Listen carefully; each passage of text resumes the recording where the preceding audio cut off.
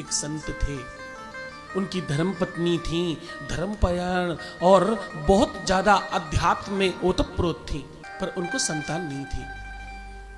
बहुत साधना किया, बहुत पूजन किया, भगवान बृहस्पति का व्रत किया और उनके प्रताप से भगवान बृहस्पति ने उन दोनों को भगवान शंकर से जोड़ा और भगवान शंकर की कृपा से उनको संतान थी।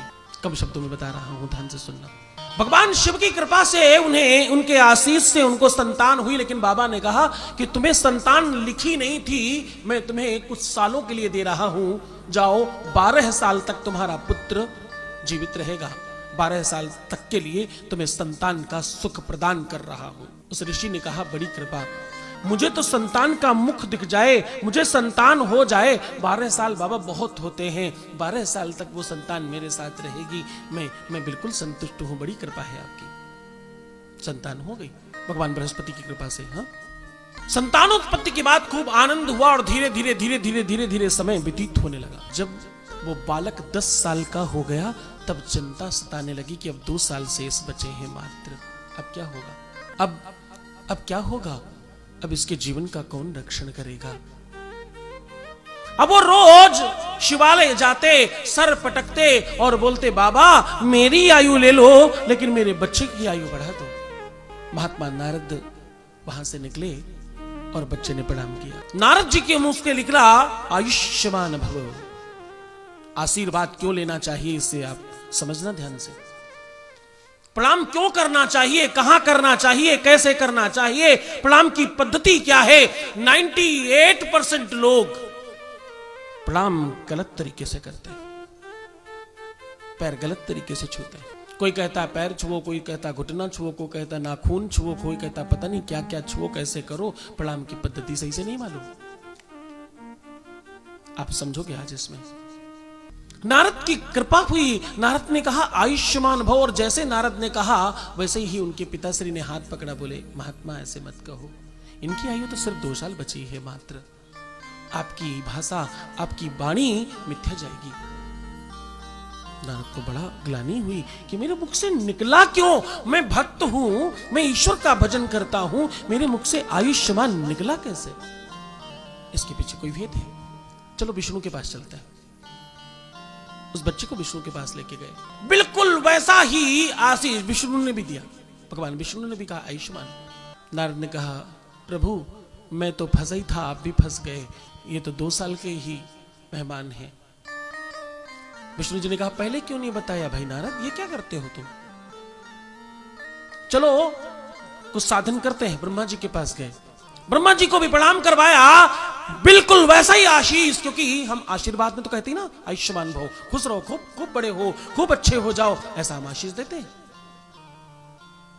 ब्रह्मा जी ने भी वही कहा। बोले ब्रह्मा जी अपनी पोथी खोलकर देख लेते एक बार, ये सिर्फ 2 ही साल के मेहमान है, ये क्या किया तुमने। बोले नारद मैं क्या करता, तुम लेके क्यों आए यहां, और तुम्हें पहले बताना चाहिए था ना कौन है। बोले बाबा मैं खुद ही फंसा हूं, सबने मंत्रणा करी कि इसका एक ही साधन है, एक ही तरीका है, भाभिव मेट सके त्रिपुरारी। बोले शंकर के पास चलते हैं, दूसरा कोई तरीका नहीं, भगवान बाबा भोलेनाथ के पास चलते हैं और कोई तरीका नहीं है इसका। सब मंत्रणा करके एक साथ गए, प्रणाम कराया। बाबा ने कहा आयुष्मान भव। अब सब बहुत खुश हुए, सब जोर से ठहाके मारने लगे और ओम नमः शिवाय कहने लगे। बाबा ने कहा आयुष्मान कहने पर ऐसा कैसे होता है, मैंने तो सिर्फ आयुष्मान ही कहा है, इस पर क्या प्रसन्नता। बोले बाबा हम सब फंसे हुए थे, हमारा सबका जंजाल अब आपके सर पर है, आप संभालो, हम लोग तो मुक्त हो गए, आपकी चीज आप जानो।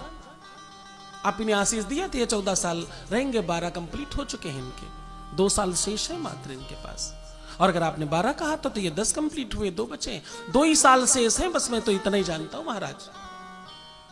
बाबा मुस्कुराए और बृहस्पति के द्वारा लिखित उस मंत्र को बाबा ने कहा तुम जाप करो, तुम तो चिंता न करना।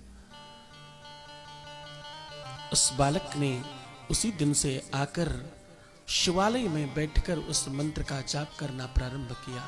मंत्र की महिमा देखना, वो मंत्र पहले जब दिया गया तो केवल और केवल वेद का सामान्य मंत्र था।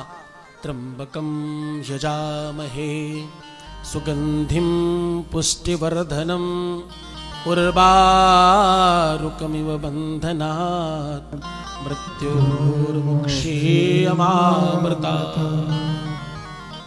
आप सबको आता है? मन से बोलिए, कम से कम 5 बार तो बोल ही लेते हैं। ओम त्र्यंबकम यजामहे सुगंधिम पुष्टिवर्धनम उर्वारुकमिव बंधनात् मृत्योर्मुक्षीयमामृतात्। ओम त्र्यंबकम यजामहे सुगंधिम पुष्टिवर्धनम उर्वारुकमिव बंधनात् मृत्योर्मुक्षीयमामृतात्। ओम त्र्यंबकं यजामहे सुगंधिं पुष्टिवर्धनम् उर्वारुकमिव बंधनात् मृत्योर्मुक्षीयमामृतात्। ये मंत्र का जाप करने लगा और वो समय आया, उसके काल का चक्र घूमा और यमराज सामने खड़े। जैसे ही यमराज ने अपनी वो काल फांस उसके ऊपर छोड़ी और उसके प्राण हरने के लिए अपने हाथों को खींचने की कोशिश करी, तो बीच में देवाधिदेव महादेव वृषभ पर सवार होकर सामने खड़े हैं और बोलते हैं, यमराज सावधान, काल उसका क्या करे जो भक्त है महाकाल का, तो सावधान, इनकी आयु पूरी नहीं हुई अभी। यमराज चरणों में गिर पड़े, बोले महाराज मेरी पोथी में यही लिखा है इनका काल पूरा हो गया है। बोले तुम्हारी पोथी बिल्कुल हटाकर फेंक दो, इनका समय अभी पूरा हुआ नहीं है। मैंने अपने 12 साल इनको दिए थे, जनमानस के नहीं। मेरा एक दिन तब पूरा होता है जब 100 ब्रह्मा समाप्त हो जाएं। एक ब्रह्मा तब समाप्त होता है जब कालांतर चारों के चारों युग समाप्त हो जाएं। बोले भाई अभी तो एक भी दिन पूरा नहीं हुआ, मैंने इसको 14 साल दिए हैं। यमराज ने प्रार्थना करी, बाबा मैं इनको तो छोड़ दूंगा लेकिन ये मंत्र तो कोई भी करने लगेगा, इसलिए बाबा ने इस मंत्र को बीज से बंधन किया है। इस मंत्र के आगे और पीछे बीज मंत्र डाले। ओम ह्रौं ओम जूं शः त्र्यंबकं यजामहे सुगंधिं पुष्टिवर्धनम् उर्वारुकमिव बंधनात् मृत्योर्मुक्षीयमामृतात्। ओम श्वः भुवः भुः सः जुं रौं ओम। बीज मंत्रों से उस मंत्र को बांधा गया ताकि इसका दुरुपयोग न हो सके। यमराज ने कहा मेरी तो पूरा का पूरी व्यवस्था बाबा डगमगा जाएगी। इस बीज मंत्र को डालकर उस पूरी की पूरी व्यवस्था और उसका पूरा साधन, उस साधना की पूरी साधन में, उस साधना को पूरा साधन में और पूरी नियम प्रणाली में बांधा है बाबा ने। देवाधिदेव महादेव की कृपा से बीच में आकर खड़े हुए, बोले यमराज अभी इनका समय पूरा हुआ नहीं है, इन्हें अमरत्व प्रदान कर रहा हूं। उन संत का नाम पड़ा महामृत्युंजय, उनका नाम ही महामृत्युंजय था, उन्हीं के नाम पर यह मंत्र जपा जाता है।